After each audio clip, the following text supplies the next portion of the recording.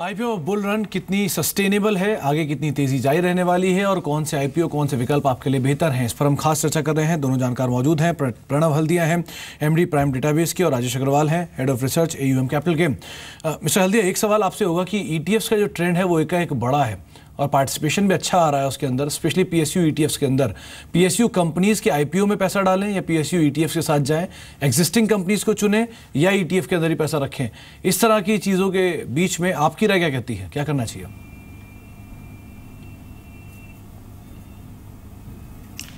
देखिए, ईटीएफ एक तरह का म्यूचुअल फंड ही होता है, बट जो स्टॉक एक्सचेंज पे लिस्टेड होता है। मेरी राय तो हमेशा रिटेल इन्वेस्टर को यही रहेगी कि उनको इसी रूट से आना चाहिए। ईटीएफ का जैसे एक म्यूचुअल फंड होता है, उसके कई बेनिफिट्स होते हैं। एक आपका प्रोफेशनल मैनेजमेंट है, आपका डाइवर्सिफिकेशन हो जाता है उससे, एंड आपको day to day you don't have to keep a track of the counter.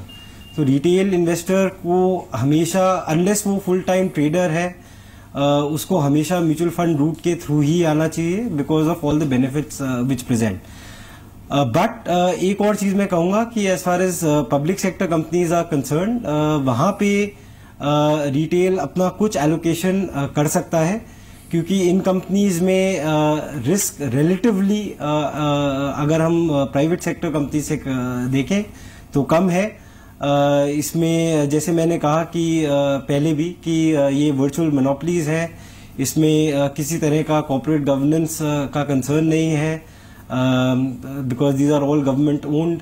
Financial performance is good because ये वैसे भी हम प्रॉफिट मेकिंग सीपीएससीज की बात कर रहे हैं, तो कुछ एलोकेशन रिटेल सीपीएससी आईपीओज पे भी रख सकता है। जी राजेश, एक सवाल उन कंपनियों के लिए भी होगा जिनके आईपीओ तो बड़े बिग बैंग तरीके से आए लेकिन उनमें उतना रिटर्न नहीं आया। मिसाल के तौर पे एल&टी टेक सर्विसेज को देख लीजिए, एल&टी इन्फोटेक को देख लीजिए, दो ही आईपीओ प्राइस से ऊपर लेकिन बहुत ज़्यादा इसमें रिटर्न नहीं आया।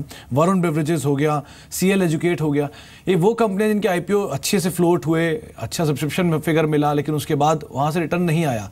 इनमें से कोई ऐसा कंपनी, ऐसा शेयर जो आपको लगती है अभी तक अंडर परफॉर्मेंस है, शायद सेक्टर इंप्रूव हो, थोड़ा बेटर हो जाए, कोई कंपनी आपने चुनी है?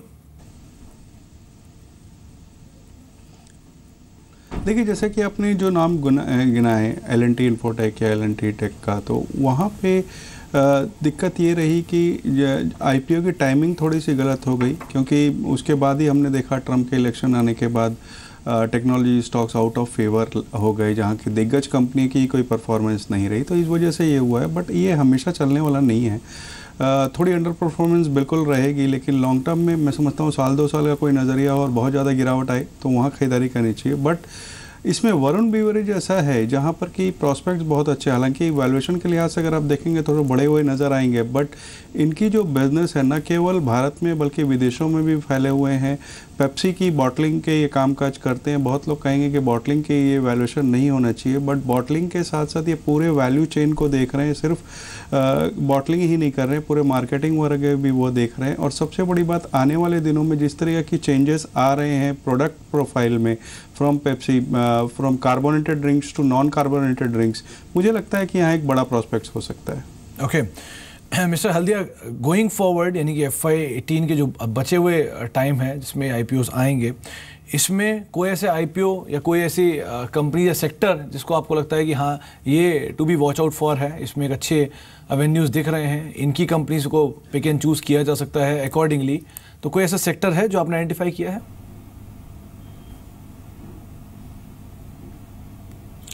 देखिए, मैं उसका जवाब देता हूं, बट आपका जो पहला वाला सवाल था उस पर मैं एक और चीज़ बोलना चाहता हूं कि अगर हम लिस्टिंग रिटर्न्स की बात करें या किसी भी आईपीओ का रिस्पांस अगर हम देखें, तो किसी भी अगर हम आईपीओ को इवैल्यूएट अगर करते हैं तो 2 चीज़ें देखनी है।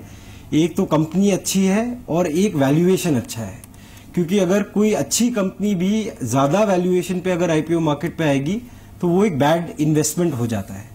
तो ये 2 अलग अलग चीजें हैं। कंपनी भले ही अच्छी हो सकती है पर उसका वैल्यूएशन अगर ज्यादा है तो फिर भी वो एक अच्छा एक इन्वेस्टमेंट नहीं बनता। तो ये इन्वेस्टर्स को हमेशा ध्यान में रखना चाहिए कि ये दोनों चीजें इंपॉर्टेंट है। आपका जो दूसरा सवाल है कि 2017-18 में ऐसा कोई सेक्टर या कंपनी, तो सेक्टर की मैं बात करूंगा तो ऑफ कोर्स एक्सचेंज सेक्टर जो है और उसमें बस अब NSE ही है। तो वो एक अच्छा इन्वेस्टमेंट प्रोपोजिशन है। एक्सचेंज का अगर हम पूरा बिजनेस देखें तो वो कैपिटल मार्केट रिलेटेड है, एंड कैपिटल मार्केट हम जैसे कहते हैं एक कंट्री की ग्रोथ से का प्रॉक्सी है। तो अगर इंडिया को अगर हम समझते हैं कि इंडिया का अच्छा ग्रोथ पोटेंशियल है तो कैपिटल मार्केट्स में भी वो ग्रोथ आएगा और उसके डायरेक्ट बेनिफिशियरी होंगे एक्सचेंजेस। तो एक्सचेंजेस के लिए भी फ्यूचर प्रोस्पेक्ट्स अच्छे हैं, तो ये एक अच्छा एक इन्वेस्टमेंट ऑप्शन बनता है। इसके अलावा इंश्योरेंस भी देखें, क्योंकि इंश्योरेंस एज सेक्टर हम जानते हैं कि इंडिया में बहुत ही अंडर पेनिट्रेटेड है, एंड सारी जितनी भी कंपनीज हैं, चाहे पब्लिक सेक्टर की इंश्योरेंस हो या प्राइवेट सेक्टर की हो, काफी ग्रोथ पोटेंशियल है गोइंग फॉरवर्ड। इसके अलावा रेलवे और डिफेंस में भी जो PSUs लाइंड अप है, they also would be good investment prospects. चलिए, बहुत बहुत शुक्रिया मिस्टर हल्दिया अपना समय हमें देने के लिए और IPO मार्केट से बातचीत करने के लिए। मिस्टर अग्रवाल, आपका भी बहुत बहुत शुक्रिया अपना समय हमें देने के लिए, इन सभी शेयरों पर, सभी IPO पर चर्चा करने के लिए। तो बुल रन दोनों ही जानकार मानते हैं जो IPO का ट्रेंड है वो जारी रहेगा, तेज़ी का जो रुख है वो जारी रहेगा। सेक्टर स्पेसिफिक होना है, आपको IPO स्पेसिफिक होना है और सभी क्रेडेंशियल को चुनने के बाद, देखने के बाद ही आपको पैसा डालना है। हालांकि जो बाजार की रफ्तार है वो उसी तरह ही चलेगी और IPO की रफ्तार भी काफ़ी हद तक उसको फॉलो करेगी।